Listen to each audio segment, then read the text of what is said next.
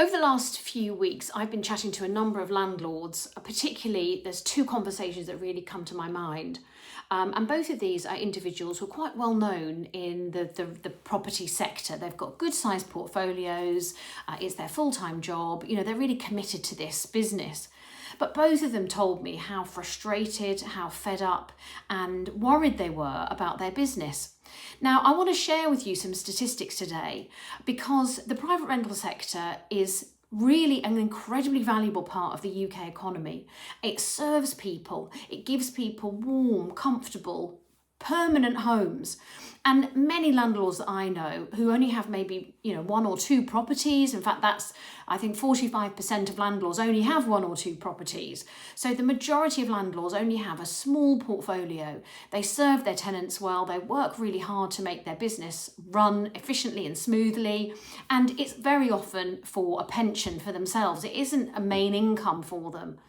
But this makes me very upset to know that we've got people who are in our communities who are doing up properties, spending £7,000-10,000 on the refurbishment, making a nice warm home for somebody, that tenant coming in, settling in and hopefully treating the property well. But because of all the changes, because of the taxation, the regulation, these landlords are now feeling like they can't cope with it anymore. They don't want to be in this market anymore. They want to go and do something else. Now, landlords get a huge amount of criticism from the press and from the media and actually from the public. We're told we're greedy, we are self-centred, we're unethical, all of those accusations which there are probably some landlords that are like that, but the majority of people I meet and landlords that I'm helping, they're not like that at all. They actually care very deeply about their properties. They want to make this a successful business. They want to offer properties that are well run and up to standard and meet housing standards. But the growth in regulation, in taxation and legislation is unbelievable. And now we've got Making Tax Digital that's coming online this year. So if you earn more than £50,000 in your rental portfolio, you will now be required quarterly to put in a return through Making Tax Digital. Now, you might not want to do this, so you're going to have to pay someone else to do it for you. Again, it's these little chinks, one after another, after another, after another, that in the end make landlords sell up and go and do something else.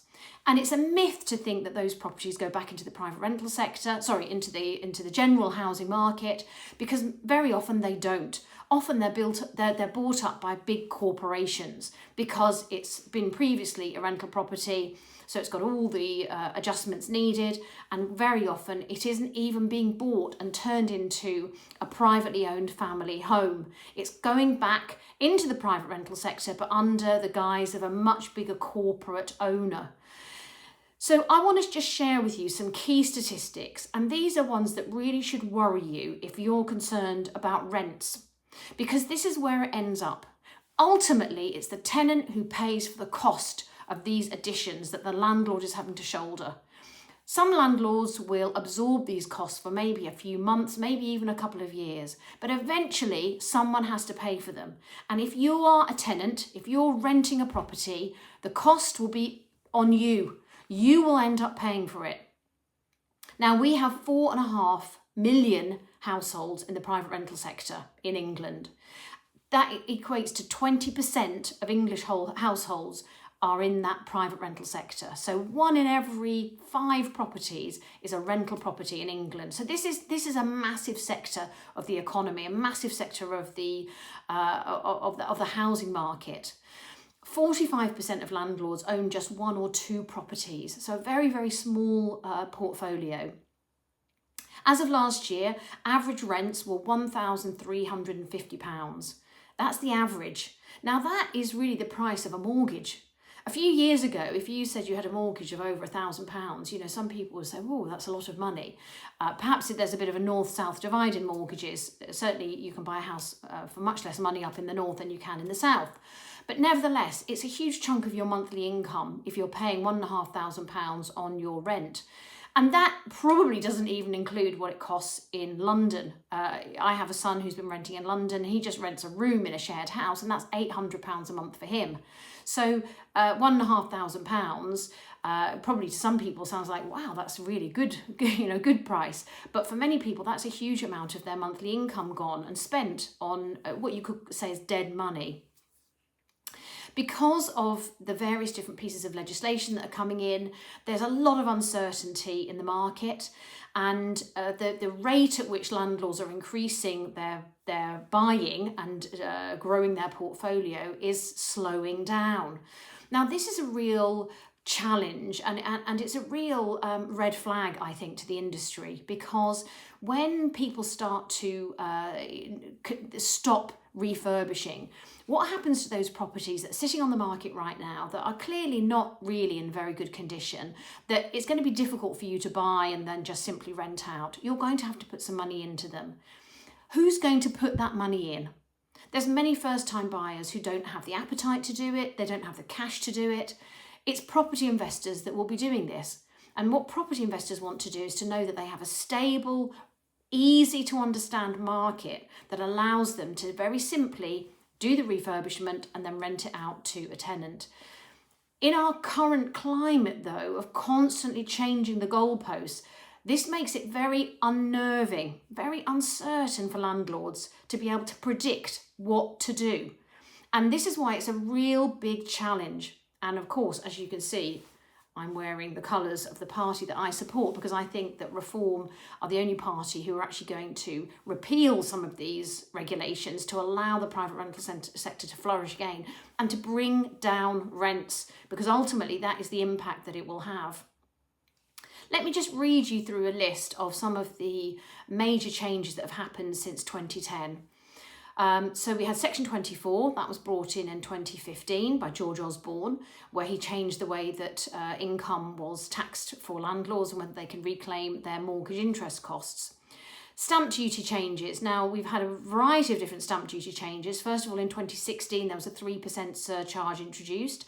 Then in October 2024, the surcharge increased to 5% if you were a property investor. So again, another cost of buying.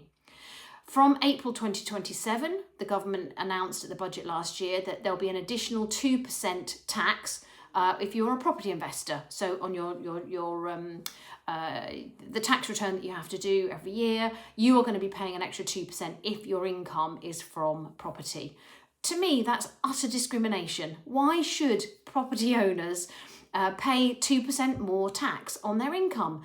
Is it any wonder that a lot of property investors are hiding the fact that they're pretty depressed about the market?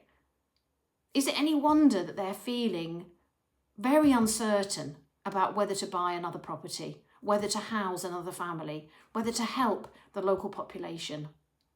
I mentioned making tax digital. That's coming in from April 2026. Then we've also got the Renters' Rights Act. And of course, you would have to be under a stone if you hadn't heard about the Renters' Rights Act. That's coming in on the 1st of May. Now, this is a massive change to the housing sector. It's an absolute fundamental change where you can no longer regain possession of your own property by a simple notice. And that was the Section 21 notice from the 1988 Housing Act. This has been established since 1988 to allow you, for no fault, to be able to repossess your property. And because various lobby groups have said that this is causing homelessness, this is causing people to be evicted without any reason, and they should be established in their property and be allowed to stay for as long as they want to, which I completely disagree with, that's why this has come about. Is it any wonder that landlords are feeling uncertain and unnerved?